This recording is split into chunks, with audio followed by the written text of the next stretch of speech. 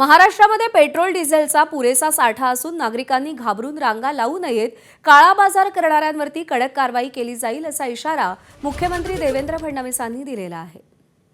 गेल्या 3 दिवसांमध्ये डीएपीची खपत 70% वाढलेली आहे। नेहमीपेक्षा आम्ही मागच्या वर्षीची या दिवसांमध्येच जेव्हा त्याची तुलना केली तर असं लक्षात येत आहे की कुठेतरी या संदर्भात पॅनिक बाईंग होत आहे। त्यामुळे तोही साठा दरवर्षी आपल्याला लागतो तेवढा आपल्याकडे मिळणार आहे। कोणी पॅनिक बाईंग करू नये आणि जे पुरवठादार आहेत त्यांनी देखील जर या ठिकाणी त्याचं होर्डिंग करून आणि शेतकऱ्यांना त्रास देण्याचा प्रयत्न केला, कडक कारवाई करून या ठिकाणी फौजदारी कारवाई त्यांच्यावर करण्यात येईल, हा इशारा मी देतोय।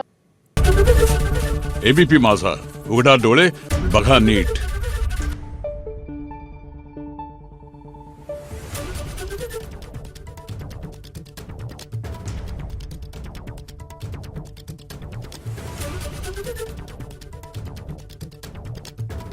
Thank you.